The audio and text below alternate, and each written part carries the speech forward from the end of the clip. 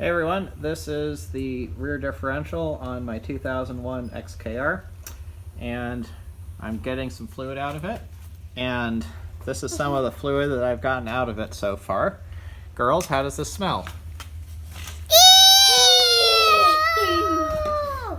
I concur. It is very smelly. Thanks, girls. So I wanted to do a little video talking about how to change this fluid, because this is a job that on the forums a lot of people have been saying is impossible to do or very, very challenging. And while this is probably the most challenging differential fluid change I've ever done, it's really not as bad as I thought it would be based off of what I've read. So there's a couple of things to point out. First off, this is a 59,000 mile car, 2001, so 18-year-old fluid. It is definitely time to change, at least I think it is.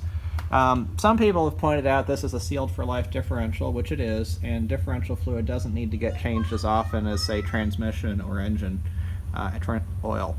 And that's true, because among other things, it's not subjected to the same sort of heat, or in the case of the engine oil, combustion products. However, you do still need to change it. It's good for the bearings and all that. And after 18 years, my thought is that it's had enough heating and cooling cycles with very low mileage that there's probably a pretty good water content. Now, that said, this stuff is not milky, so not too bad. Sorry for the train in the background. But it is dark and old. So if you're gonna do this, right up there, you can see a hole with a hose coming out of it. Now that's the fill plug. And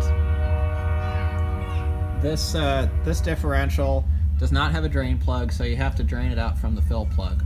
Some people have said that you need to either make a special tool or drill a hole through the trunk to get it. I didn't find that at all. This is what I did. I just needed a half-inch, I did a 3/8 wobble extension on my wrench with a little 3/8 to half-inch adapter, and I was able to fit this whole thing up there and get on it just fine to get it out. So really not too bad. Now as for how I'm draining it, you can see I got this little pump on here. So what I did was I just took a hose, I've stuck it in there. I have to kind of wiggle it around a bit to make sure it's in the fluid, and then I'm pumping it into this bottle. Each time I fill this bottle is half a quart. It's supposed to take 1.95 quarts or 1.95 liters, I forget. So basically 4 of those bottles should be good. Obviously this is only going to change the fluid and whatever is suspended in it. It's not going to get metal shavings or anything out of the bottom like you would get with a normal drain plug, but given that this is how they designed it, I think it's better than nothing. So anyway, for me, I didn't need to drill a hole or do anything fancy. I would say just, if you don't have a setup like this, go to Harbor Freight, pick up some extensions and some adapters and things like that.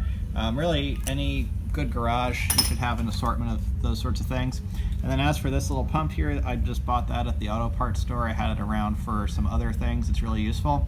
And so what this is actually designed for is to go on one of these quart bottles here. So after I'm done getting the fluid out, what I'm going to do is make sure that it's clean and flushed with clean fluid, and then I'm going to use it to refill the differential. So anyway, I hope that this was helpful for some folks. One thing I'll say before I end, so Jaguar has some special fancy fluid that they recommend. Reading up on the forum, some people have said that it's pretty similar in viscosity to 75W140.